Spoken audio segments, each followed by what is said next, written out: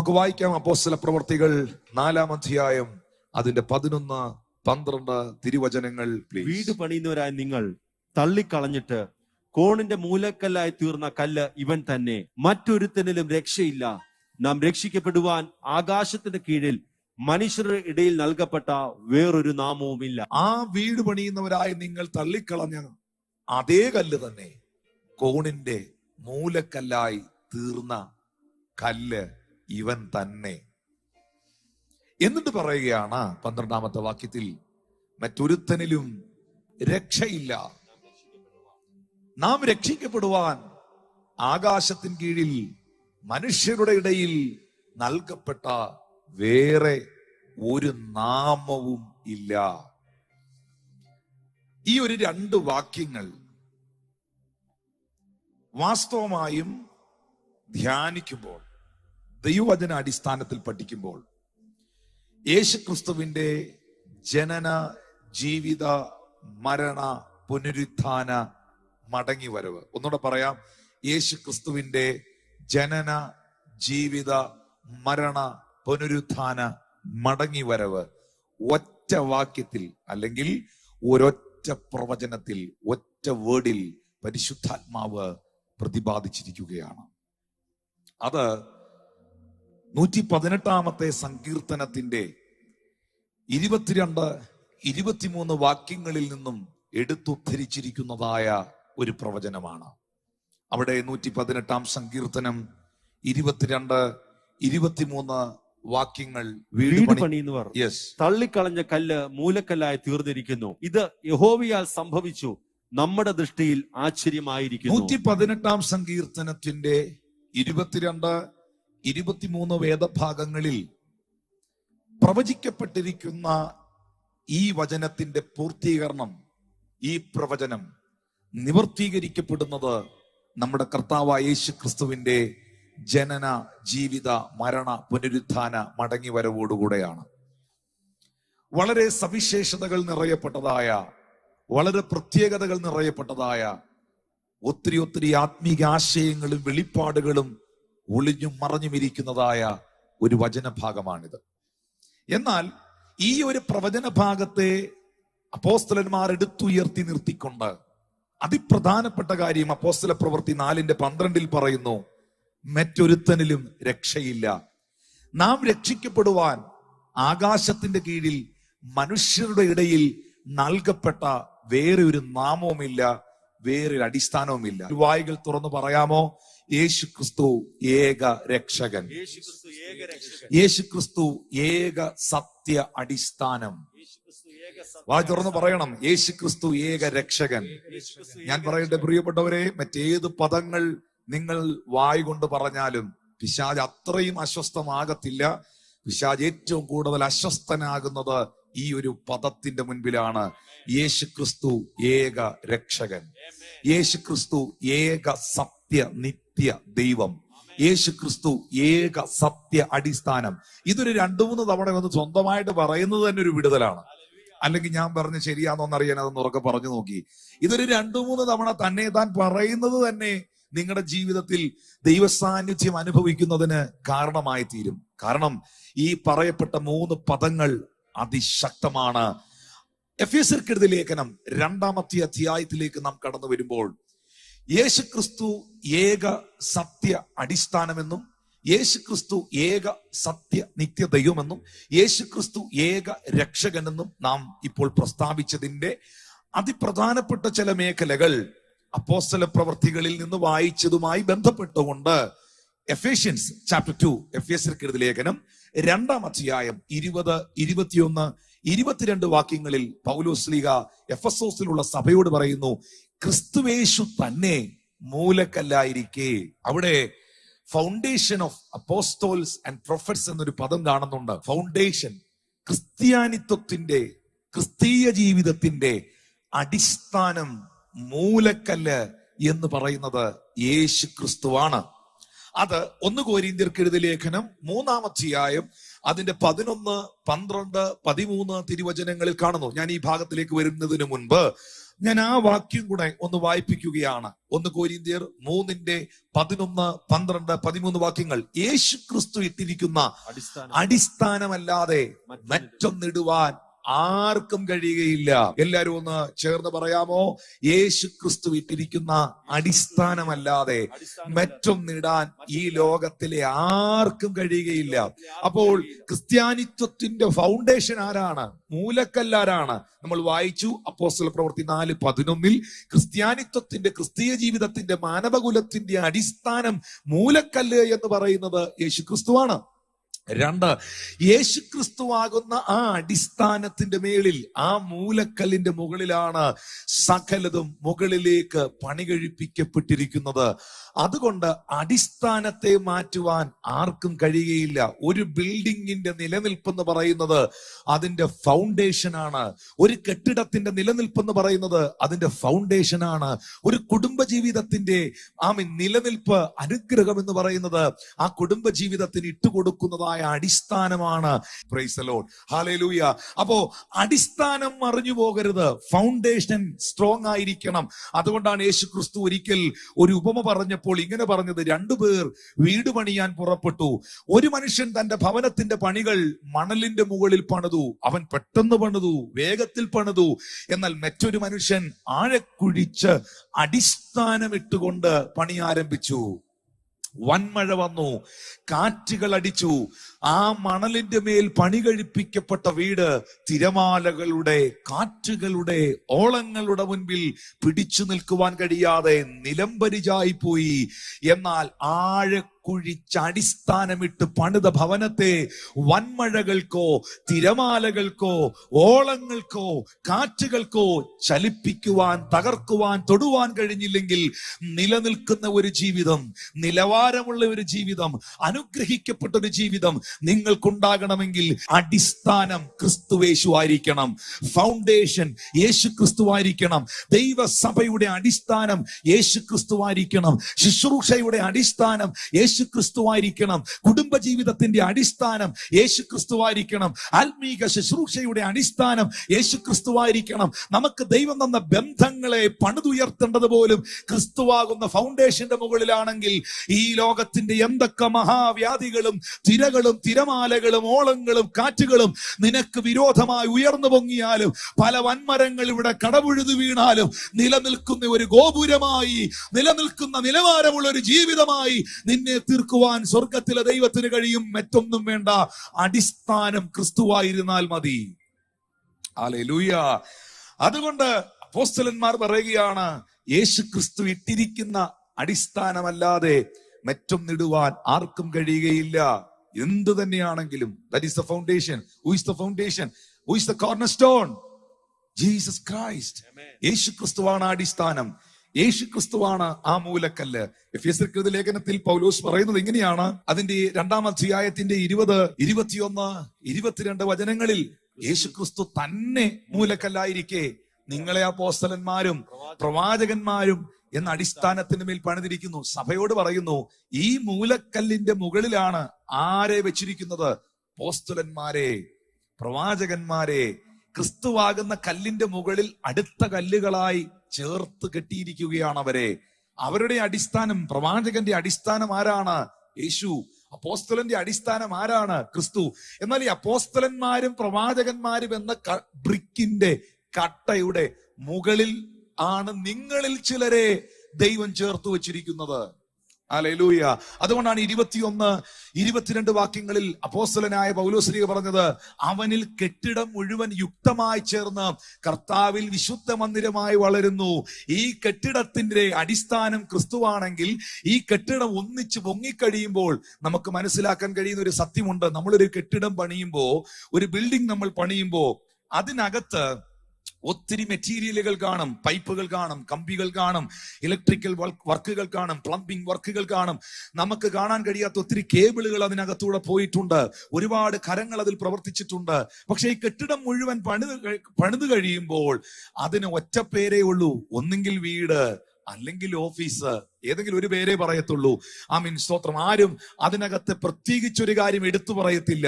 പ്രത്യേകിച്ച് അതിന്റെ പ്ലംബിങ്ങിനെ കുറിച്ചോ, പ്രത്യേകിച്ച് അതിന്റെ ഇലക്ട്രിക്കൽ വർക്കുകളെ കുറിച്ചോ, പ്രത്യേകിച്ച് അതിന്റെ പെയിന്റിങ്ങുകളെ കുറിച്ചോ ഒന്നും ആരും വാചാലരാകത്തില്ല. ഇത്രേ പറയത്തുള്ളൂ, നല്ല രസമുള്ള വീട്, മനോഹരമായ ഓഫീസ്, നല്ലൊരു വീട് എന്ന് പറയാം, നല്ല പ്ലംബിംഗ് എന്ന് പറയൂ.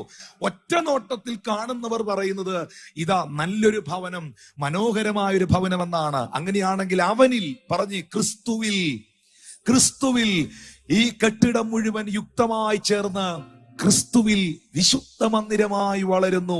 22-ാമത്തെ വചനത്തിൽ രേഖപ്പെടുത്തിയിരിക്കുന്നു, പ്രിയപ്പെട്ടവരെ, അവനിൽ നിങ്ങളെയും ദൈവത്തിന്റെ നിവാസമാകേണ്ടതിന് ആത്മാവിൽ ഒന്നിച്ചു പണിതു വരുന്നു. യേശുക്രിസ്തുവാകുന്ന അടിസ്ഥാനം, യേശുക്രിസ്തുവാണ് ഫൗണ്ടേഷൻ, യേശുക്രിസ്തുവാണ് കോർണർ സ്റ്റോൺ. ഒന്നുകൂടെ പറയാമോ? വാ തുറന്ന് പറയാമോ? യേശുവാണ് അടിസ്ഥാനം, യേശുവാണ് കോർണർ സ്റ്റോൺ, യേശുവാണ് മൂലക്കല്ല്. പക്ഷെ നമ്മളെ പണിതുയർത്തുന്നത് ആരാണ്? അവനിൽ നിങ്ങളെയും ദൈവത്തിന്റെ നിവാസമാക്കേണ്ടതിന് ആത്മാവിൽ, പരിശുദ്ധാത്മാവിൽ ഒന്നിച്ച് പണിതുയർത്തുന്നു.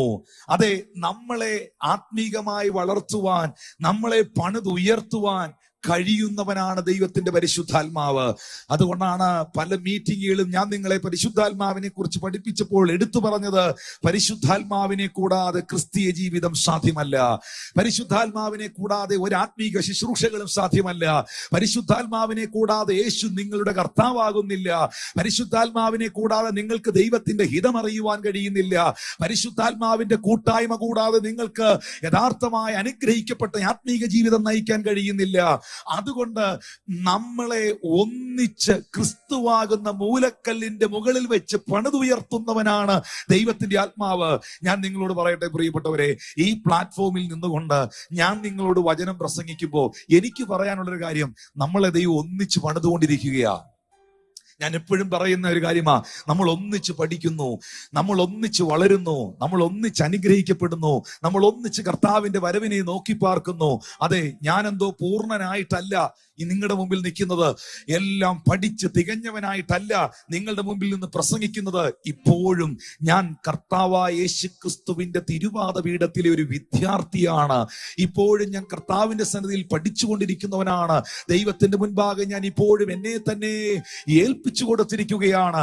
അതുകൊണ്ട് നിങ്ങളിൽ എത്ര പേര് പറയും, പാസ്റ്ററെ, ബ്രദറെ, ശരിയാണ്, താങ്കളെ പോലെ തന്നെ ഞങ്ങളും കർത്താവിന്റെ തിരുപാദ പീഠത്തിൽ പലതും മനസ്സിലാക്കിക്കൊണ്ടിരിക്കുകയാണ്, പലതും പഠിച്ചുകൊണ്ടിരിക്കുകയാണ്. ഞങ്ങളും പൂർണ്ണരായിട്ടില്ല, ഞങ്ങളും പിടിച്ചിട്ടില്ല. പിടിക്കാമോ എന്ന് വെച്ചുകൊണ്ട് പിൻപിലുള്ളതിനെ മറന്ന് മുൻപിലുള്ളതിനെ ആഞ്ഞ് ക്രിസ്തുവേശുവിന്റെ പരമവിളിയെ ലാക്കാക്കിക്കൊണ്ട് ഞങ്ങൾ ഒരു ലക്ഷ്യത്തിലേക്ക് ഓടുന്നു. അതെ, നിങ്ങളോടൊപ്പം ഞാനും ഓടുന്നു, നമ്മൾ ഒന്നിച്ചോടുന്നു. എവിടേക്കാണ് നമ്മൾ ഒന്നിച്ചോടിക്കൊണ്ടിരിക്കുന്നത്? ആ വിരുദിലേക്ക് നാം ഒന്നിച്ചോടിക്കൊണ്ടിരിക്കുകയാണ്. അതുകൊണ്ട് പരിശുദ്ധാത്മാവ് വചനത്തിലൂടെ, ഉപവാസ പ്രാർത്ഥനയിലൂടെ, ബൈബിൾ ക്ലാസ്സുകളിലൂടെ നമ്മളെ ഒന്നിച്ചു പണിതുന്നു. ഞാൻ ഇത്രയും പറഞ്ഞതിന്റെ കാരണം ഈ 22-ാമത്തെ വാക്യമാണ്, അവനിൽ നിങ്ങളെയും ദൈവത്തിന്റെ നിവാസമാക്കേണ്ടതിന് ആത്മാവിൽ ഒന്നിച്ച് പണിതു വരുന്നു. ആ കൈ ഒന്ന് ഉയർത്തിപ്പിടിച്ചേ, എന്നിട്ട് കർത്താവിന്റെ ആത്മാവിനോടൊന്ന് പറഞ്ഞേ, പരിശുദ്ധാത്മാവേ എന്നെ ഒന്ന് പണിത് ഉയർത്തണമേ. ഒന്ന് പ്രാർത്ഥിച്ചേ, ഇപ്പൊ തന്നെ ഒന്ന് പ്രാർത്ഥിച്ചേ. അതിന് ആ പ്രാർത്ഥനയ്ക്ക് ഒരു മറുപടി ഉണ്ടാകുമെന്ന് എന്റെ മനസ്സ് പറയുകയാണ്. പരിശുദ്ധാത്മാവേ, ഈ ദിവസങ്ങളിൽ എന്നെ ഒന്ന് പണിത് ഉയർത്തണമേ, എന്നെ ഒന്ന് പണിത് ഉയർത്തണമേ. പൊളിഞ്ഞു കിടക്കുന്ന എന്റെ പ്രാർത്ഥനാ ജീവിതം, പൊളിഞ്ഞു കിടക്കുന്ന എന്റെ വിശുദ്ധ ജീവിതം, പൊളിഞ്ഞു കിടക്കുന്ന എന്റെ ക്രിസ്തീയ ജീവിതം, പൊളിഞ്ഞു കിടക്കുന്ന എന്റെ കുടുംബ ജീവിതം, പൊളിഞ്ഞു കിടക്കുന്ന എന്റെ സമാധാനം, ഇതെല്ലാം അവിടുത്തെ ആത്മാവ് പണിതുയർത്തണമേ, പണിതുയർത്തണമേ. ഹല്ലേലൂയ. പരിശുദ്ധാത്മാവ് നമ്മളെ അപ്പോസ്തലന്മാരും പ്രവാചകന്മാരും എന്ന ബ്രിക്കിന്റെ മുകളിൽ വെച്ച് പണിതുയർത്തുമ്പോൾ എല്ലാവർക്കും അടിസ്ഥാനമായിരിക്കുന്ന ഫസ്റ്റ് സ്റ്റോൺ അഥവാ കോർണർ സ്റ്റോൺ എന്ന് പറയുന്നത് നമ്മുടെ കർത്താവായ യേശു ക്രിസ്തുവാണ്. ഇവിടെ അപ്പോസ്തല പ്രവൃത്തികൾ 4-ാം അധ്യായത്തിന്റെ 11-ാമത്തെ തിരുവചനത്തിൽ വീട് പണിയുന്നവർ തള്ളിക്കളഞ്ഞ കല്ല് മൂലക്കല്ലായി തീർന്നത് ഇവൻ തന്നെ എന്ന് അപ്പോസ്തലന്മാർ എടുത്തു പറയുമ്പോൾ, ഞാൻ പറഞ്ഞതുപോലെ 118-ാം സങ്കീർത്തനം 22-ാം വചനത്തിലെ പ്രവചനം ഇവിടെ നിവർത്തിക്കപ്പെട്ടിരിക്കുന്നു എന്ന് അവർ പ്രസ്താവിച്ചതിന്റെ കാരണം എന്താണ്? യേശു ക്രിസ്തു എവിടെയൊക്കെയാണ് നമ്മുടെ മൂലക്കല്ലായി തീരുന്നത്? യേശു ക്രിസ്തു എവിടെയൊക്കെയാണ് തള്ളിക്കളയപ്പെട്ട കല്ലായി തീർന്നിരിക്കുന്നത്. ഞാൻ ഈ ഭാഗം ധ്യാനിക്കുമ്പം ഞാൻ പറഞ്ഞല്ലോ, യേശുക്രിസ്തുവിന്റെ ജനന, ജീവിത, മരണ, പുനരുത്ഥാന, മടങ്ങി വരവ് ഈ ഒരൊറ്റ വാക്യത്തിൽ കിടപ്പുണ്ട്, ഈ ഒരൊറ്റ പ്രവചനത്തിൽ കിടപ്പുണ്ട്. Praise the Lord. അങ്ങനെയാണെങ്കിൽ എവിടെയൊക്കെയാണ് യേശു കർത്താവ് തള്ളിക്കളയപ്പെട്ടത്? നമുക്കറിയാം, യേശു റിജക്റ്റഡ് ആയത് നമ്മെ റിസീവ് ചെയ്യാനാണ്. ഒന്ന് പറയാമോ? യേശു തിരസ്കരിക്കപ്പെട്ടത് ഞാൻ സ്വീകരിക്കപ്പെടാനാണ്. ഒന്ന് വാ തുറന്ന് പറഞ്ഞ്, യേശു ക്രിസ്തു തിരസ്കരിക്കപ്പെട്ടത് ഞാൻ സ്വീകരിക്കപ്പെടാനാണ്. യേശു ക്രിസ്തു നിന്ദിതനായത് ഞാൻ മാനിക്കപ്പെടാനാണ്. യേശു ക്രിസ്തു ശരീരത്തിൽ അടിപ്പിണരുകൾ ഏറ്റെടുത്തത് എനിക്ക് സൗഖ്യമുണ്ടാകുവാൻ വേണ്ടിയാണ്. അങ്ങനെയാണെങ്കിൽ എവിടെയൊക്കെയാണ് യേശു കർത്താവ് റിജക്റ്റഡ് ആയത്, തള്ളിക്കളയപ്പെട്ട കല്ലായത്? നമുക്ക് നോക്കാം. ഒന്നാമതായി, യേശു കർത്താവ് ഈ ഭൂമിയിൽ ജനിക്കുന്നതിനു മുൻപ് തന്നെ, എന്ന് പറഞ്ഞാൽ അമ്മയായ മറിയത്തിന്റെ ഉദരത്തിൽ താൻ ആയിരിക്കുമ്പോൾ തന്നെ ഈ ഭൂമിയിൽ റിജക്ഷൻ അനുഭവിച്ചവനാണ് ക്രിസ്തു. തള്ളപ്പെടലുകൾ അനുഭവിച്ചവനാണ് ക്രിസ്തു. നമ്മളൊക്കെ ജനിച്ചു കഴിഞ്ഞതിന് ശേഷം, അല്ലേ? നമ്മളിൽ പലരും പറയുന്നുണ്ട്, ബ്രദറെ, പാസ്റ്ററെ, പലയിടത്തും ഞാൻ തള്ളപ്പെടൽ അനുഭവിക്കുക, ഒറ്റപ്പെടൽ അനുഭവിക്കുക, റിജക്ഷൻ അനുഭവിക്കുക. അതൊക്കെ അല്പം പ്രായമായതിനു ശേഷവും അല്ലെങ്കിൽ അറിവും ബോധ്യവും ഒക്കെ ആയതിനു ശേഷമാണ് പലപ്പോഴും പേരൻസിൽ നിന്ന്, അധ്യാപകരിൽ നിന്ന്, ജോലി സ്ഥലത്ത് നിന്ന്, ഭർത്താവിൽ നിന്ന്, ഭാര്യയിൽ നിന്ന്, മക്കളിൽ നിന്ന്, കുടുംബത്തിൽ നിന്നൊക്കെ റിജക്ഷൻസ്, സഭയിൽ നിന്നൊക്കെ പലയിടത്തു നിന്നും നമുക്കുണ്ടായിട്ടുള്ളത്. പക്ഷെ യേശുവിനെ സംബന്ധിച്ച് ജനിക്കുന്നതിന് മുൻപേ, പിറന്നു വീഴുന്നതിന് മുൻപേ തിരസ്കരണങ്ങൾ അനുഭവിച്ച, തള്ളിക്കളയപ്പെട്ട കല്ലായിരുന്നു ക്രിസ്തു. ഞാനൊരു വാക്യം വായിപ്പിക്കുന്നു, ദൈവദാസൻ ഒന്ന് വായിക്കണം. ലൂക്കോസ് സുവിശേഷം 2-ാം അധ്യായം 7-ാമത്തെ വാക്യത്തിൽ പറയുന്നുണ്ട്, അവൾ ആദ്യജാതനായ മകനെ പ്രസവിച്ചു, ശീലകൾ ചുറ്റി വഴിയമ്പലത്തിൽ. വായിച്ചേ. ശീലകൾ ചുറ്റി വഴിയമ്പലത്തിൽ അവർക്ക് സ്ഥലമില്ലായകയാൽ പശുത്തൊട്ടിയിൽ കിടത്തി. അവൾ ആദ്യജാതനായ മകനെ പ്രസവിച്ചു, ശീലകൾ ചുറ്റി. ആ പദം ശ്രദ്ധിക്കണം. വഴിയമ്പലത്തിൽ അവർക്ക് സ്ഥലമില്ലായകയാൽ. ആർക്ക്? യേശു കർത്താവിന് ജനിക്കുവാൻ മറിയത്തിനും ജോസഫിനും കിടക്കുവാൻ, പാർക്കുവാൻ സ്ഥലമില്ലായകയാൽ. അവർക്ക് സ്ഥലമില്ലായകയാൽ. അതിന്റെ അർത്ഥം വേറെ ഒരുപാട് പേർക്ക് അതിനകത്ത് സ്പേസ് ഉണ്ടായിരുന്നു. വേറെ ഒത്തിരി പേർക്ക് അതിൽ സ്പേസ് കിട്ടി. പക്ഷെ ആർക്കതിൽ സ്പേസ് കിട്ടിയില്ല? യേശു ക്രിസ്തുവിന് അതിൽ സ്പേസ് കിട്ടിയില്ല. അവർക്ക് സ്ഥലമില്ലായകയാൽ പശുത്തൊട്ടിയിൽ കിടത്തി. നമുക്കറിയാം, ജോസഫ് എന്ന് പറയുന്ന മനുഷ്യന്റെ നാടാണ് ബത്ലഹേം. ബത്ലഹേമിൽ യേശു ക്രിസ്തു ജനിക്കണമെന്നുള്ളത് ഒരു പ്രവചനമാണ്. ജോസഫിന്റെ നാടാണ് ബത്ലഹേം എന്നുള്ളതിന് ഒത്തിരി വാക്യങ്ങളുണ്ട്. 1-2 പറയാം. മീഖായുടെ പ്രവചന പുസ്തകം 5-ാം അധ്യായം അതിന്റെ 2-ാമത്തെ വാക്യം ഒന്ന് ശ്രദ്ധിച്ചാൽ ഒരു പ്രവചനം നമുക്ക് അവിടെ വ്യക്തമായി കാണാൻ കഴിയുന്നുണ്ട്. നീയോ ബേത്ലഹേം, ബേത്ലഹേം എഫ്രാത്തെ, നീ യഹൂദ സഹസ്രങ്ങൾ ചെറുതായിരുന്നാലും ഇസ്രായേലിന് അധിപതിയായിരിക്കേണ്ടവൻ.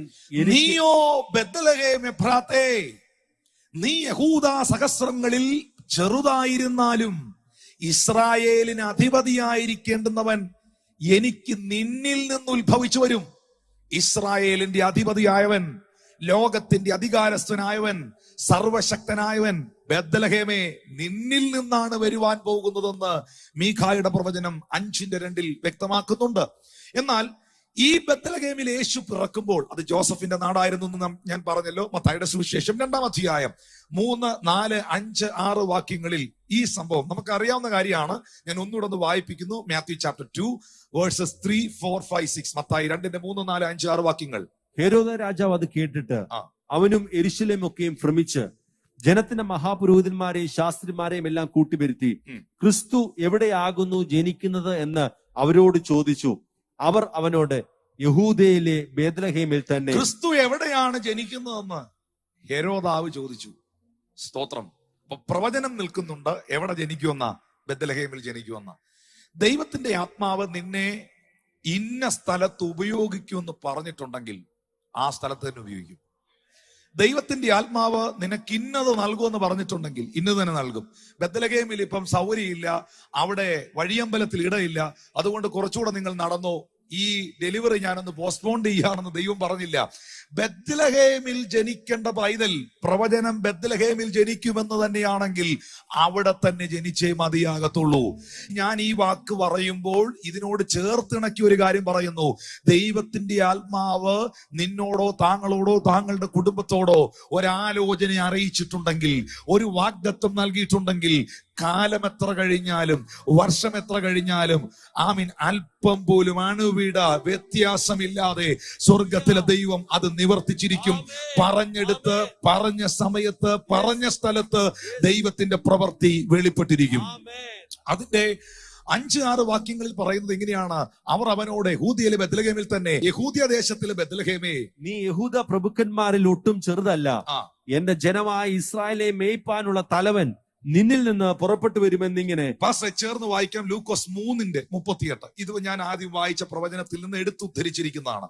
ഇത് പറയാതെ എനിക്ക് അടുത്തത് പറയാൻ പറ്റില്ല, അതുകൊണ്ടാണ്. ലൂക്കോസ് 3:23 വാക്യം, 23-24. യേശുവിന് താൻ പ്രവൃത്തി ആരംഭിക്കുമ്പോൾ ഏകദേശം 30 വയസ്സായിരുന്നു. അവൻ യോസേഫിന്റെ മകൻ എന്ന് ജനം വിചാരിച്ചു. അവൻ ജോസഫിന്റെ മകനാണ് എല്ലാരും വിചാരിച്ചു. അങ്ങനെയാ ചിന്തിച്ചിരുന്നത്. 24 വാക്യം. യോസെഫ് ഹേലിയുടെ മകൻ, ഹേലി മദാത്തിന്റെ മകൻ, മദാത്ത് ലേവിയുടെ മകൻ, ലേവി മേൽക്കിയുടെ മകൻ, മേൽക്കി എന്നായുടെ മകൻ. ഇനി അതിന്റെ 38 വാക്യത്തിലേക്ക് പോയി 38. കൈനാൻ ഏനോഷിന്റെ മകൻ, ഏനോഷ് ഷേത്തിന്റെ മകൻ, ഷേത്ത് ആദാമിന്റെ മകൻ, ആദാം ദൈവത്തിന്റെ മകൻ. അപ്പോ ആ വംശാവലി നിങ്ങൾ ഇങ്ങനെ നോക്കുമ്പോ ജോസഫ് എന്ന് പറയുന്ന മനുഷ്യൻ മറ്റൊരു വംശാവലിയിലല്ല നിൽക്കുന്നത്. ഈ ആദം എന്ന് പറയുന്ന ആദിമ പുരുഷന്റെ, ദൈവത്തിന്റെ സൃഷ്ടിയുടെ ആ വംശാവലിക്കകത്ത് നിൽക്കുന്ന വ്യക്തിത്വമാണ് ജോസഫ്. ആ ജോസഫിന്റെ നാടായ ബത്ലഹേമിൽ തന്നെയാണ് യേശു ക്രിസ്തു ജനിച്ചത്.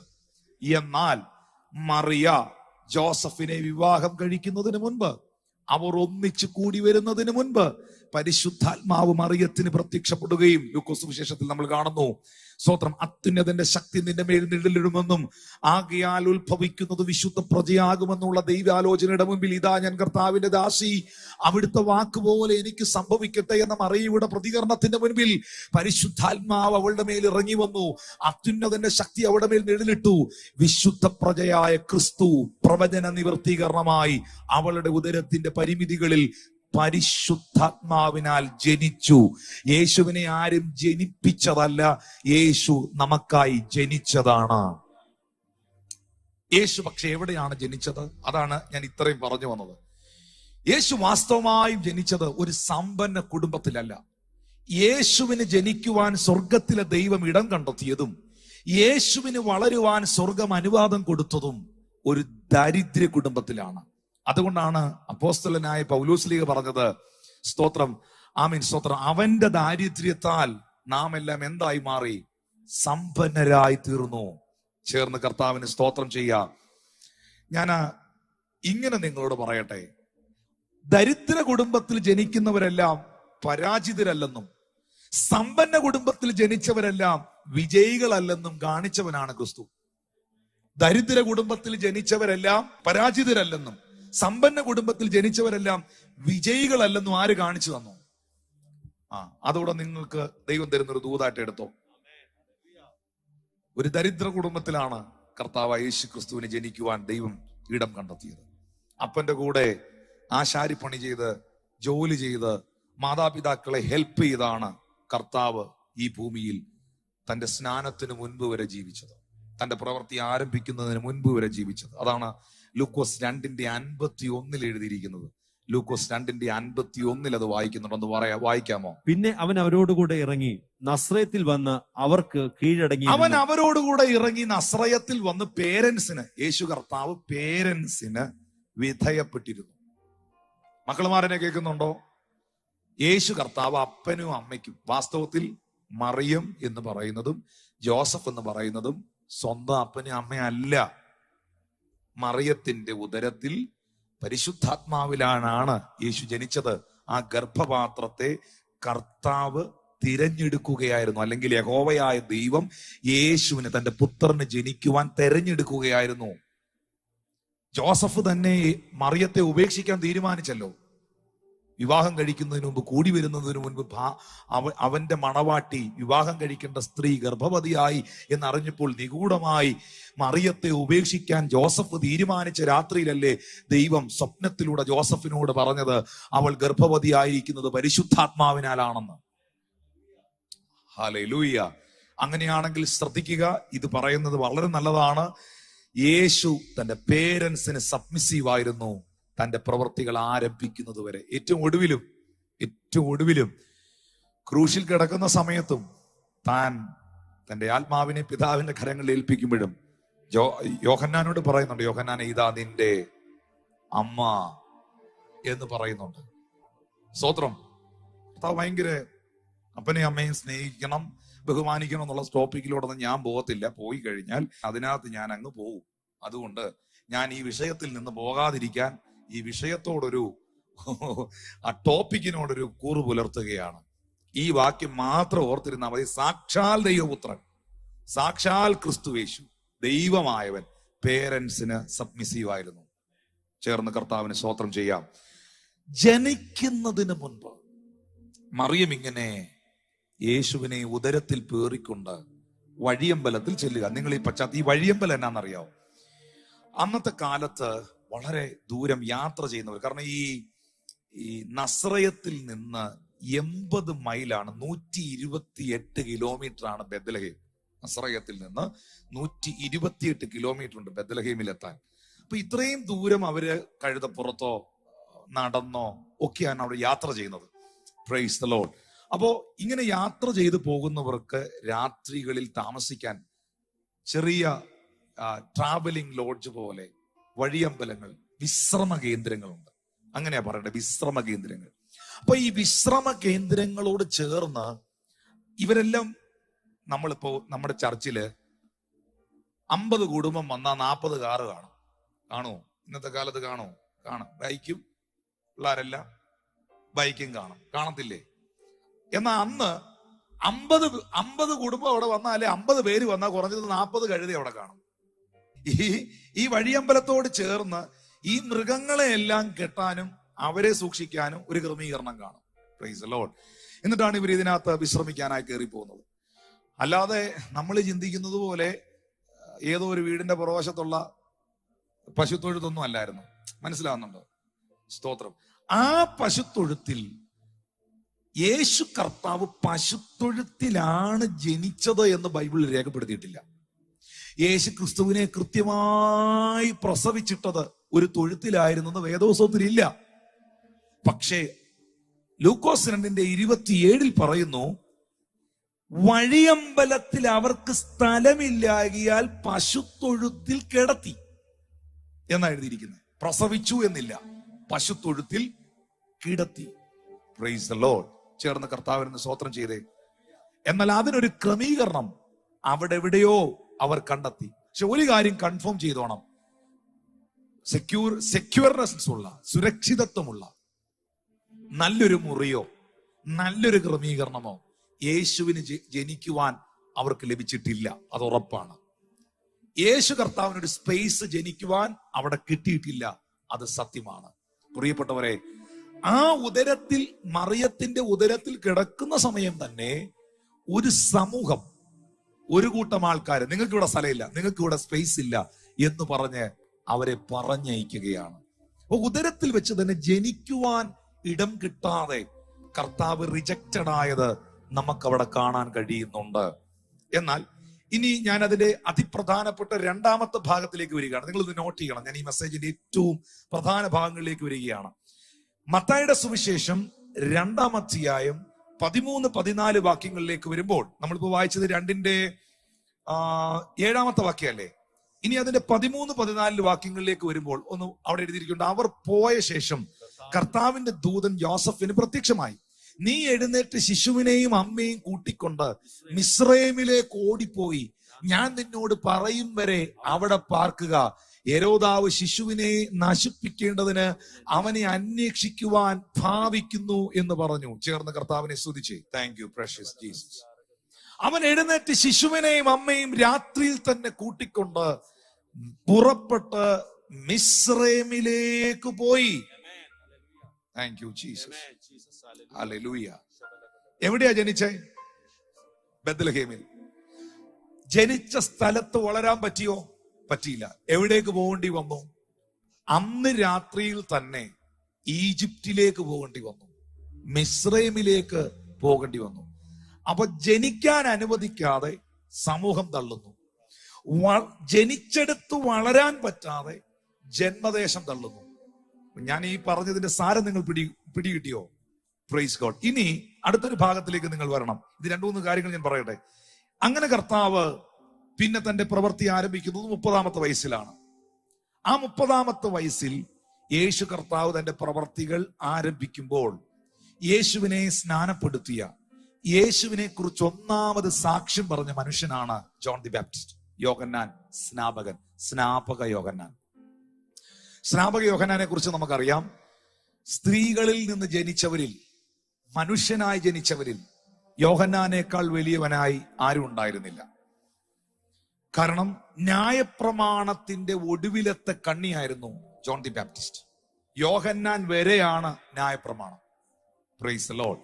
യോഹന്നാന്റെ പിതാവെന്ന് പറയുന്നത് സക്കറിയാണ്.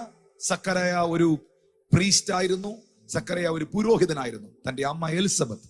വർഷങ്ങളായി ഇവർക്ക് മക്കളില്ലായിരുന്നു. നാളുകളായി, വർഷങ്ങളായി ഇവർക്ക് തലമുറകളില്ലായിരുന്നു. എലിസബത്തിനെ എല്ലാരും കളിയാക്കുമായിരുന്നു, മച്ചി എന്ന് കളിയാക്കി വിളിക്കുമായിരുന്നു. പക്ഷെ സക്കരായ എല്ലാ ആഴ്ചകളിലും കൂറിന്റെ ക്രമപ്രകാരം ആലയത്തിൽ, പള്ളിയിൽ പോയി തന്റെ ശുശ്രൂഷകളെല്ലാം ചെയ്യുമായിരുന്നു. ഒന്ന് ചിന്തിക്കേണ്ട ഒരു സത്യമാണത്.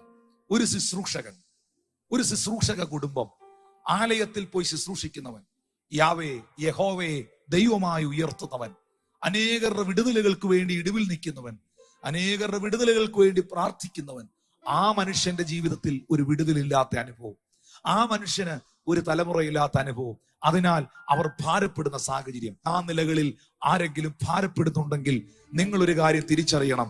നിങ്ങളുടെ വിടുതൽ വൈകുന്നുണ്ട് എങ്കിൽ ആ വിടുതലിന്റെ വലിപ്പം വലുതാണ്. ഇതാരോടോ ഉള്ള ഒരു പ്രൊഫസിയാന്ന് എനിക്കറിയാം. വിടുതൽ വൈകുമ്പോൾ ഓർത്തുകൊള്ളുക, വിടുതലിന്റെ വലിപ്പം വലുതാണ്. ചേർന്ന് കർത്താവിനെ സ്തുതിക്കാം. നിങ്ങൾ എന്തെങ്കിലും നിങ്ങളുടെ ജീവിതത്തിൽ വെയിറ്റ് ചെയ്യുന്നുണ്ടോ?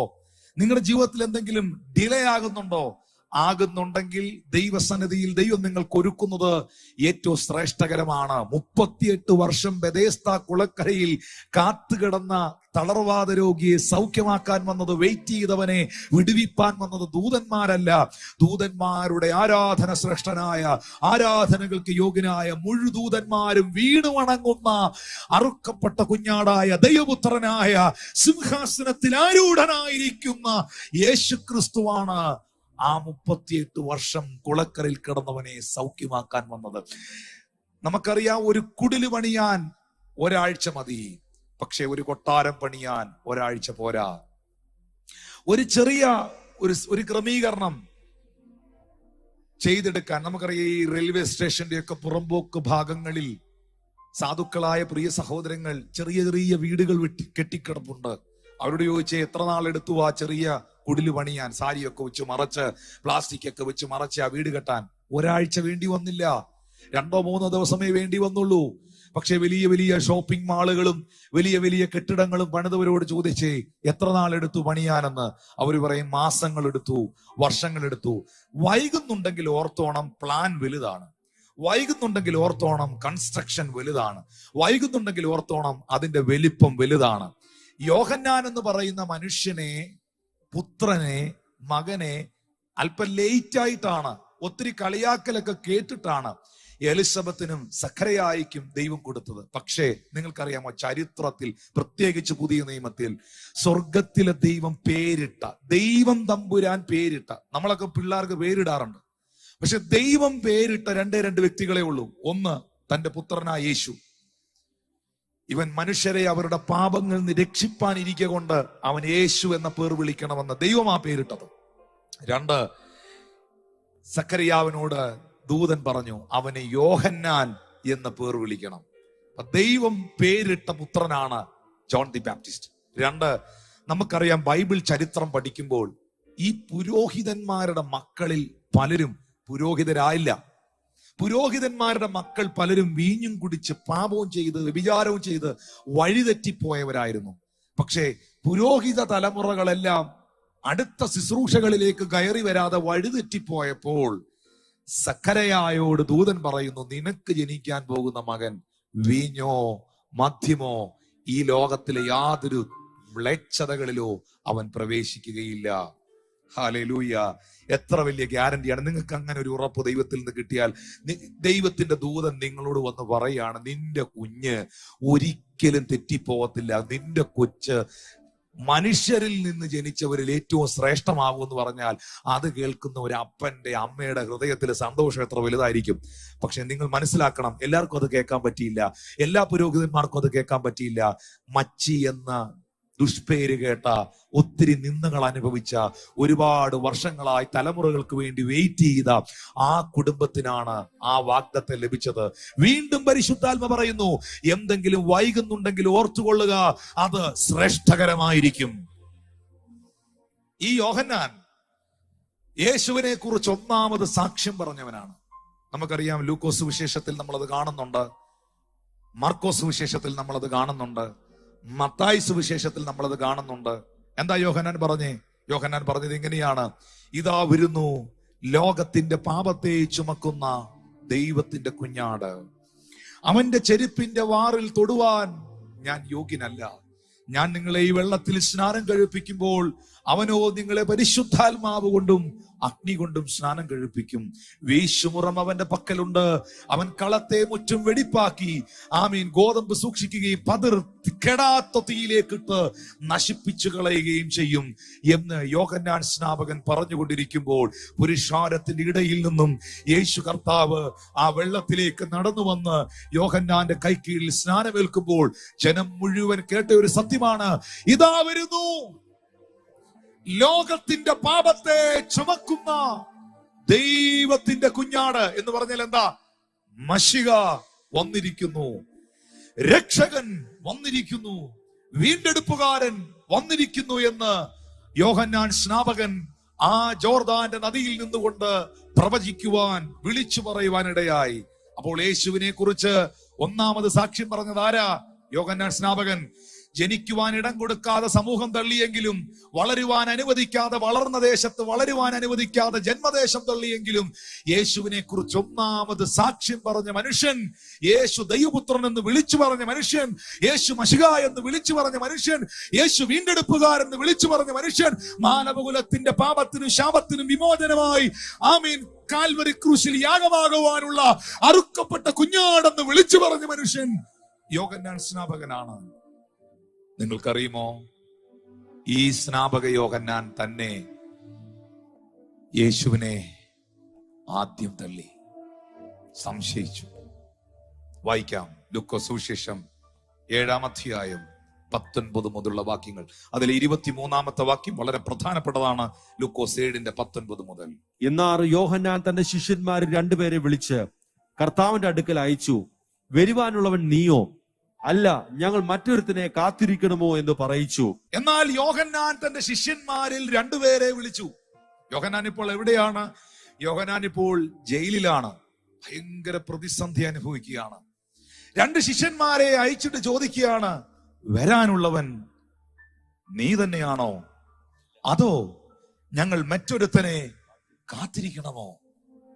ഈ സമയത്ത് അതിന്റെ 20-21 വാക്യങ്ങളിൽ ആ പുരുഷന്മാർ അവന്റെ അടുക്കൽ വന്ന്, വരുവാനുള്ളവൻ നീയോ, അല്ല ഞങ്ങൾ മറ്റൊരുത്തനെ കാത്തിരിക്കണമോ എന്ന് ചോദിപ്പാൻ യോഹന്നാൻ സ്നാപകൻ ഞങ്ങളെ നിന്റെ അടുക്കൽ അയച്ചിരിക്കുന്നു എന്ന് പറഞ്ഞു. ഇനി ഒരു നിമിഷം എന്നെ ഒന്ന് ശ്രദ്ധിക്കണേ. ഇതേ യോഹന്നാൻ സ്നാപകനല്ലേ ചില മാസങ്ങൾക്ക് മുമ്പ് പറഞ്ഞത്, ഇതാ വരുന്നു ലോകത്തിന്റെ പാപത്തെ ചുമക്കുന്ന ദൈവത്തിന്റെ കുഞ്ഞാടെന്ന്? അതേ യോഹന്നാൻ തന്നെ പ്രതിസന്ധിയുടെ, പ്രതികൂലത്തിന്റെ, കൽത്തുറുങ്കിന്റെ, തടവറകളുടെ, കഷ്ടതകളുടെ നടുവിൽ ചോദിക്കുന്നു, വരാനുള്ള ആള് നീ തന്നെയാണോ, അതോ എനിക്ക് ഞാൻ ഓർക്കുന്നില്ല, എനിക്ക് എന്തെങ്കിലും തെറ്റുപറ്റിയതാണോ? പ്രിയപ്പെട്ടവരെ, ഇതൊരു ഭയങ്കര സന്ദേശമാണ് കേട്ടോ. ആ സമയത്ത്, ആ നാഴികയിൽ, 21-ാം വാക്യം നിങ്ങൾ നോക്കി, ആ നാഴികയിൽ എന്ന് പറഞ്ഞ യോഹന്നാൻ സ്നാപകന്റെ ശിഷ്യന്മാര് അവിടെ നിൽക്കുമ്പം തന്നെ ആ സ്പോട്ടിൽ യേശു വ്യാധികളും ധണ്ണങ്ങളും ദുരാത്മാക്കളും പിടിച്ച പലരെയും സൗഖ്യമാക്കുകയും പല കുരുടന്മാർക്ക് കാഴ്ച നൽകുകയും ചെയ്തിട്ട് അവരോട്, കുരുടർ കാണുന്നു, മുടന്തർ നടക്കുന്നു, കുഷ്ഠരോഗികൾ ശുദ്ധരായി തീരുന്നു, ചെകിടർ കേൾക്കുന്നു, മരിച്ചവർ ഉയർത്തെഴുന്നേൽക്കുന്നു, ദരിദ്രരോട് സുവിശേഷം അറിയിക്കുന്നു എന്നിങ്ങനെ നിങ്ങൾ കാണുകയും കേൾക്കുകയും ചെയ്യുന്നത് യോഹന്നാനെ ചെന്നറിയിപ്പീൻ എന്ന് കർത്താവ് പറഞ്ഞു. നോക്കിയേ, കുരുടർ കാണുന്നു, ചെകിടർ കേൾക്കുന്നു, ഊമർ സംസാരിക്കുന്നു, മരിച്ചവർ ഉയർക്കുന്നു. നിങ്ങൾ കാണുന്നോ? അവിടെ ആ സമയത്ത് വരാനുള്ളവൻ നീ തന്നെയാണോ, അതോ മറ്റാർക്കെങ്കിലും വേണ്ടി കാത്തിരിക്കണോ എന്ന് ചോദിച്ചപ്പോൾ അടുത്ത ആഴ്ച പറയാമെന്നല്ല പറഞ്ഞത്, കുറച്ചു ദിവസം കഴിയണമെന്ന്. ആ സ്പോട്ടിൽ, ആ മൂമെന്റിൽ അവിടെ നിന്ന് ചെകിടരെയും കുരുടരെയും മുടന്തരെയും അരികിൽ വിളിച്ച് അവരെ സൗഖ്യമാക്കിയിട്ട് കർത്താവ് പറയുന്നു, ദരിദ്രരോട് സുവിശേഷം അറിയിപ്പാൻ എന്റെ ദൈവം എന്നെ, പിതാവ് എന്നെ അഭിഷേകം ചെയ്തിരിക്കുന്നു. ഈ കാണുകയും കേൾക്കുകയും ചെയ്യുന്നത്, ഓ ഹല്ലേലൂയ. ഞാൻ അവിടെ നിന്നോണ്ട് പറയട്ടെ, എന്റെ കർത്താവ് എഴുന്നേറ്റ് നിന്നാൽ, അവൻ പ്രാർത്ഥിക്കാൻ തുടങ്ങിയാൽ ചിലത് കാണാൻ കഴിയും, ചിലത് കേൾക്കാൻ കഴിയും. എന്റെ ദൈവം നിങ്ങൾക്ക് വേണ്ടി എഴുന്നേറ്റാൽ, അവന്റെ കരം ചലിക്കാൻ തുടങ്ങിയാൽ, അവന്റെ അധരം ചലിക്കാൻ തുടങ്ങിയാൽ, നിങ്ങൾക്ക് ചിലത് കാണാൻ കഴിയും, നിങ്ങൾക്ക് ചിലത് കേൾക്കാൻ കഴിയും. നിങ്ങൾ ഈ കാണുന്നതും കേൾക്കുന്നതും യോഹന്നാനെ ചെന്നറിയിപ്പീൻ. 23-ാമത്തെ വാക്യത്തിൽ യേശു പറയുകയാണ്, എന്നാലെങ്കിൽ ഇടറിപ്പോകാത്തവൻ ഭാഗ്യവാനെന്ന് ഉത്തരം പറഞ്ഞു. എന്നാൽ എങ്കിൽ ഇടറിപ്പോകാത്തവൻ ഭാഗ്യവാൻ. എന്താ വാക്കിന്റെ അർത്ഥം? യോഹന്നാനെ, നീയും പ്രതിസന്ധികളുടെ നടുവിൽ ഇടറിപ്പോയോ? നീയും ചില ഹെരോദാമാരുടെ മുൻപിൽ തളർന്നു പോയോ? ഏറ്റുപറഞ്ഞ വിശ്വാസവും ഏറ്റെടുത്ത ദൈവകൃപയും പ്രാപിച്ച വിശുദ്ധിയും തെല്ലും ചോർന്നു പോകാതെ അവസാനം വരെയും ഏത് പ്രതികൂലത്തിന്റെയും, ഏത് കോവിഡിന്റെയും, ഏത് മഹാമാരിയുടെ നടുവിൽ നിന്റെ വിശ്വാസ ജീവിതം തകർന്നു പോകാതെ, നീ ഇടറിപ്പോകാതെ ജീവിക്കുവാൻ കർത്താവ് പറയുന്നു, എങ്കിൽ ഇടറിപ്പോകാത്തവൻ ഭാഗ്യവാൻ. And blessed is he whosoever shall not be offended in me. എങ്കിൽ ഇടറിപ്പോകാത്തവൻ ഭാഗ്യവാൻ. യൂട്യൂബിൽ എന്നെ കാണുന്ന, ഫേസ്ബുക്കിൽ എന്നെ കാണുന്ന, ഈ സന്ദേശം കേൾക്കുന്ന സഹോദരങ്ങളോട് പറയട്ടെ, എന്തെല്ലാം പ്രതിസന്ധികൾ വന്നാലും, എന്തെല്ലാം വെല്ലുവിളികൾ വന്നാലും, എന്തെല്ലാം പ്രതികൂലങ്ങൾ വന്നാലും, ആരെല്ലാം നിനക്ക് വിരോധമായാലും, ലോകം മുഴുവൻ നിന്നെ ആക്ഷേപിച്ചാലും, നീ ക്രിസ്തുവിൽ ഇടറിപ്പോകരുത്. ഇവിടെ ഒരു സത്യമുണ്ട്. യേശുവിനെ കുറിച്ച് ഒന്നാമത് സാക്ഷ്യം പറഞ്ഞ യോഹന്നാൻ സ്നാപകനും വരുവാനുള്ളവൻ നീ തന്നെയാണോ എന്ന് ചോദിക്കുമ്പോൾ കർത്താവിനെ തള്ളിപ്പറയുന്നതിന് തുല്യമല്ലേ അത്? ജനിക്കുവാൻ അനുവദിക്കാതെ സമൂഹം അവനെ തള്ളി, ജനിച്ച ദേശത്ത് വളരുവാൻ അനുവദിക്കാതെ ജന്മദേശം അവനെ തള്ളി. അവനെ കുറിച്ച് ഒന്നാമത് സാക്ഷ്യം പഠിത്തിയ, സാക്ഷ്യം പറഞ്ഞ യോഹന്നാൻ സ്നാപകനും അവനെ മറന്നു, സംശയിച്ചു, തള്ളി. വീട് പണിയുന്നവരായ നിങ്ങൾ തള്ളിക്കളഞ്ഞ കല്ല് മൂലക്കല്ലായി തീർന്നിരിക്കുന്നു. ഇനി ഞാൻ ശിഷ്യന്മാരിലേക്ക് വരട്ടെ, അപ്പോസ്തലന്മാരിലേക്ക് വരട്ടെ. 12 ശിഷ്യന്മാരിൽ ഒന്നാമനായിരുന്നു പത്രോസ്. യേശു കർത്താവ് തിരഞ്ഞെടുത്ത ശിഷ്യന്മാരിൽ ഒന്നാമൻ പത്രോസ്, ഒന്നാമൻ എന്നാണ് യേശു പറഞ്ഞത്. എന്നാൽ ലൂക്കോസ് 22 വരുമ്പോൾ ആദ്യം അതിന്റെ 61-ാമത്തെ വാക്യം ഒന്ന് വായിക്കണം. അപ്പോൾ തിരിഞ്ഞ് പത്രോസിനെ ഒന്ന് നോക്കി, ഇന്ന് കോഴി കൂകും മുമ്പേ നീ 3 വട്ടം എന്നെ തള്ളിപ്പറയുമെന്ന് കർത്താവ് തന്നോട് പറഞ്ഞ വാക്ക് പത്രോസ് ഓർത്ത് പുറത്തിറങ്ങി അതിദുഃഖത്തോടെ കരഞ്ഞു. ലൂക്കോസ് 22 61-ാം വാക്യത്തിൽ തിരുവചനത്തിൽ രേഖപ്പെടുത്തിയിരിക്കുകയാണ്, ഇപ്പോൾ കർത്താവ് പത്രോസിനെ ഒന്ന് ആ നിമിഷം തിരിഞ്ഞു നോക്കി. ഇന്ന് കോഴി കൂപ്പും മുമ്പ് നീ 3 വട്ടം എന്നെ തള്ളി പറയും. ആരായിരുന്നു ഈ മനുഷ്യൻ? ഈ മനുഷ്യൻ ആരായിരുന്നു? കർത്താവേ, നീ മരിക്കുമെന്ന് നീ പറയരുത്. യേശു ക്രിസ്തു ഒരിക്കൽ തന്റെ മരണത്തെ വെളിപ്പെടുത്തി, താൻ ഈ ഭൂമിയിൽ വന്ന ദൗത്യത്തെ വെളിപ്പെടുത്തി. വെളിപ്പെടുത്തിയപ്പോൾ ചങ്ക് പൊട്ടിക്കൊണ്ട് വേദനിച്ചുകൊണ്ട് ഫ്രണ്ടിൽ കയറി എന്നിട്ട് പറഞ്ഞു, കർത്താവേ, നീ മരിക്കരുത്, ഒരിക്കലും നീ മരിക്കരുത്, അങ്ങനൊന്നും പറയരുത്. കണ്ടു കൊതി തീർന്നിട്ടില്ല, കൂടെ നടന്ന് കൊതി തീർന്നിട്ടില്ല, നീ മരിക്കുമെന്ന് പറയരുത്, ഞാൻ അതിന് അനുവദിക്കില്ല. അന്ന് യേശു അവനോട് പറഞ്ഞു, സാത്താനെ, മാറി നിൽക്ക്, പുറകോട്ട് മാറി നിൽക്ക്. നീ പറയുന്നത് നിന്റെ ഇഷ്ടമാണ്, പക്ഷെ സ്വർഗസ്ഥനായ എന്റെ പിതാവിന്റെ ഇഷ്ടം അതല്ല. തന്റെ കൂടെ മരിച്ചുകളയും ചത്തുകളയും, ഞാൻ നിനക്ക് വേണ്ടി അങ്ങ് ചത്തുകളയും മരിച്ചുകളയും എന്ന് പറഞ്ഞ പത്രോസ് യേശുവിനെ തള്ളി. 54, 55, 56, 57 വാക്യങ്ങളൊന്ന് വായിച്ചാൽ കുറച്ചും കൂടെ അത് നന്നായിട്ട് എക്സ്പ്ലെയിൻ ചെയ്യാൻ പറ്റും. അവർ അവനെ പിടിച്ച് മഹാപുരോഹിതന്റെ വീട്ടിൽ കൊണ്ടുപോയി. പത്രോസും അകലം വിട്ട് പിൻചെന്നു. കൂടെ നടന്നവൻ അകലം വിട്ട് അനുഗമിച്ചു. യെസ്. അവർ നടുമുറ്റത്തിന്റെ മധ്യേ തീ കത്തിച്ച് ഒന്നിച്ചിരുന്നപ്പോൾ പത്രോസും അവരുടെ ഇടയിൽ ഇരുന്നു. അവൻ തീവെട്ടത്തിനടുക്കെ ഇരിക്കുന്നത് ഒരു ബാല്യക്കാരത്തി കണ്ട് അവനെ ഉറ്റുനോക്കി, ഇവനും അവനോടുകൂടെ ആയിരുന്നു എന്ന് പറഞ്ഞു. അവനോ, സ്ത്രീയെ, ഞാൻ അവനെ അറിയുന്നില്ല എന്ന് തള്ളി പറഞ്ഞു. ഞാനോ അവനെ അറിയുന്നില്ല എന്ന് തള്ളി പറഞ്ഞു. നിങ്ങളൊരു സത്യം മനസ്സിലാക്കണം. യേശുവിനെ തള്ളിപ്പറഞ്ഞ ഇതേ പത്രോസാണ് ഈ വായിച്ച അപ്പോസ്തല പ്രവൃത്തി 4:11-12 വാക്യങ്ങൾ പ്രസംഗിച്ചത്. വീട് പണിയുന്നവരായ നിങ്ങൾ തള്ളിക്കളഞ്ഞ കല്ല് മൂലക്കല്ലായി തീർന്നിരിക്കുന്നു, മറ്റൊരുത്തനിലും രക്ഷയില്ല, നാം രക്ഷിക്കപ്പെടുവാൻ ആകാശത്തിന്റെ കീഴിൽ മനുഷ്യരുടെ ഇടയിൽ മറ്റൊരു നാമമില്ല എന്ന് വിളിച്ചു പറഞ്ഞത്. പക്ഷെ ഈ പത്രോസ് യേശുവിനെ തന്റെ ജീവിത സാഹചര്യങ്ങളുടെ നടുവിൽ തള്ളി. ശിഷ്യന്മാരെല്ലാം അവനെ വിട്ടോടിപ്പോയെന്ന് എഴുതിയിരിക്കുന്നത്.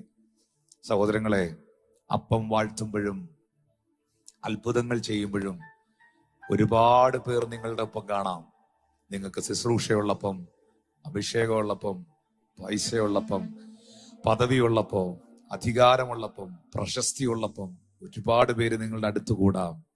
പക്ഷെ ജീവിതത്തിന്റെ ഗതശമനകളിൽ, ജീവിതത്തിന്റെ ഒറ്റപ്പെടലുകളിൽ, ജീവിതത്തിന്റെ ക്രൂശ ചുമക്കലുകളിൽ, ജീവിതത്തിന്റെ വ്യഥകളിൽ, ജീവിതത്തിന്റെ ഗാൽഗൂഥായിൽ, ജീവിതത്തിന്റെ ഒലുവുമാലയിൽ, ജീവിതത്തിന്റെ തലയോടിടത്തിൽ, ജീവിതത്തിന്റെ പ്രതിസന്ധികളിൽ നീ തനിച്ചേ കാണുള്ളൂ.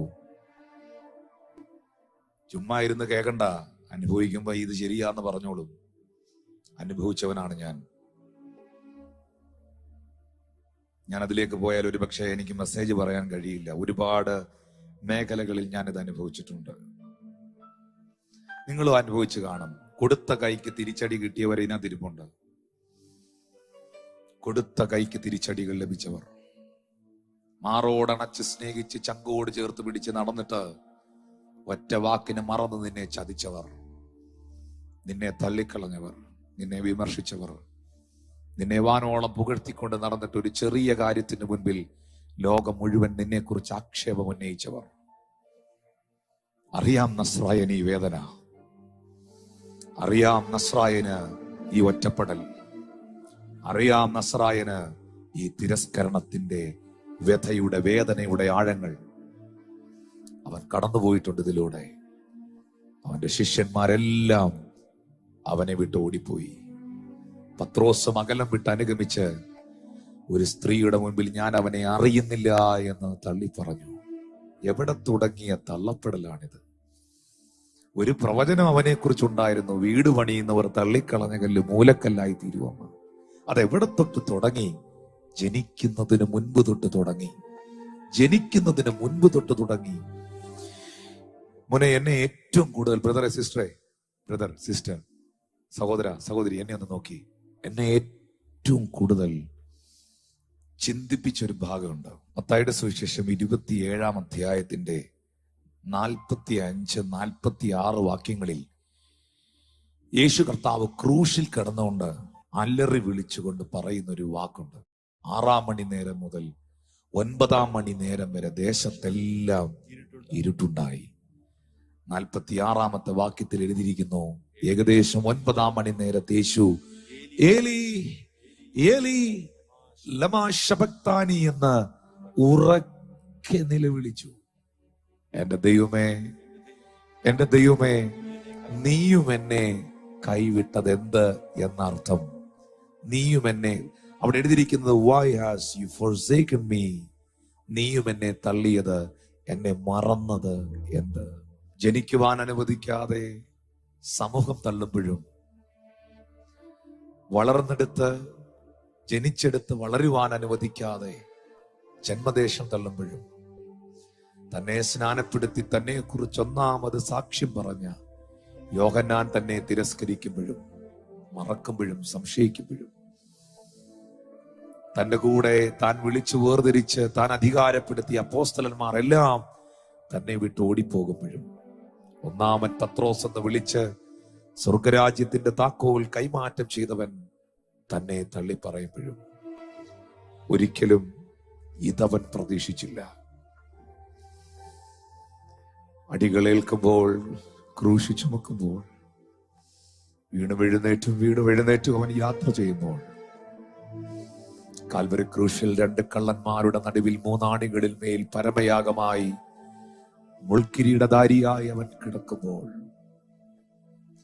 എല്ലാവരും തലകുലുക്കി അവനെ പരിഹസിക്കുമ്പോൾ, കാർക്കിച്ചു തുപ്പുമ്പോൾ, പുളിച്ച വീഞ്ഞവന് കുടിക്കാൻ കൊടുക്കുമ്പോൾ, ലോകത്തിൽ ആരെയും ആശ്വസിപ്പിക്കുന്ന വാക്കുകളും വ്യക്തിത്വങ്ങളും ഹസ്തങ്ങളും അവൻ കാണാതിരിക്കുമ്പോൾ, ചങ്ക് പൊട്ടിക്കൊണ്ട് ഒരു ചോദ്യം തന്നെ ഭൂമിയിലേക്ക് അയച്ച പിതാവിനോട് ചോദിച്ചു, പിതാവേ, നീയും എന്നെ തള്ളിയോ? വീട് പണിയുന്നവർ തള്ളിക്കളഞ്ഞ കല്ല് മൂലക്കല്ലായി തീർന്നു എന്ന പ്രവചനം നിവൃത്തിയാകണമെങ്കിൽ ഇതാണ് ക്ലൈമാക്സ്. ഇവിടം വരെ അനുഭവിക്കണമായിരുന്നു തിരസ്കരണങ്ങൾ. നസ്രയനെ കുറിച്ച്, എന്റെ അപ്പായെ കുറിച്ച്, എന്റെ യേശുവിനെ കുറിച്ച് ഞാൻ പ്രസംഗിക്കുമ്പോൾ ആരാണ്ടൊക്കെ ഏതൊക്കെയോ വിഷമങ്ങളും പ്രശ്നങ്ങളും കർത്താവിന് വേണ്ടി ഏതാണ്ടൊക്കെ ചെയ്തെന്നൊക്കെ വലിയ സംഭവങ്ങളൊക്കെ അടിക്കുന്നല്ലോ. അവന്റെ മുൻപിലാ പോയി നിൽക്കാനുള്ളത്. അവൻ അനുഭവിച്ച വ്യഥകളുടെ നടുവിൽ അതിന്റെ 7-1 നമ്മൾ അനുഭവിച്ചിട്ടുണ്ടോ? കർത്താവ് അനുഭവിച്ച തിരസ്കരണം എന്നാ പറയും ഇവിടെ. നമ്മളെ പരിചയമില്ലാത്തവരും, നമ്മളെ വ്യക്തിപരമായിട്ട് അറിയാത്തവരും, നമ്മളെക്കുറിച്ച് ബോധ്യങ്ങളില്ലാത്തവരും, പരിചയങ്ങളില്ലാത്തവരും, സഹകരിക്കാത്തവരും ഒക്കെ അവിടെ ഇവിടെയൊക്കെ മാറി നിന്ന് എന്തെങ്കിലുമൊക്കെ പറയുകയോ പരിഹസിക്കുകയോ കളിയാക്കുകയോ ഫേസ്ബുക്കിൽ എഴുതുകയൊക്കെ ചെയ്യുന്നതല്ലേ നമ്മുടെ ഏറ്റവും വലിയ മറ്റു പലരുടെ ഏറ്റവും വലിയ പ്രശ്നം അതല്ലേ? കർത്താവ് അനുഭവിച്ചത് അതുവല്ലാണോ? യേശുവിനെ അവർ പിടിച്ച് മലയുടെ മുകളിൽ കൊണ്ടുപോയി താഴെ തള്ളിയിട്ട് കൊല്ലാൻ ശ്രമിച്ചില്ലേ? എറിയാൻ കയ്യിൽ കല്ലെടുത്ത് പിടിച്ചില്ലേ? മുഖത്ത് നോക്കി പറഞ്ഞില്ലേ നീ വ്യഭിചാരപുത്രനാണ്? ഒരു ശുശ്രൂഷകനെ സംബന്ധിച്ച് ഏറ്റവും വലിയ ഇൻസൾട്ടിങ് വേർഡാണ്. ഇവൻ ശുശ്രൂഷിക്കുന്നത് പരിശുദ്ധാത്മാവിലൊന്നുമില്ല, ഇവന്റെ മേളിൽ ഏതാണ്ട് മുഴുത്ത ഭൂത. നിനക്ക് ഭൂതം ഉണ്ടെന്ന് യേശുവിനെ നോക്കി പറഞ്ഞില്ലേ? 2 തവണ പറഞ്ഞില്ലേ?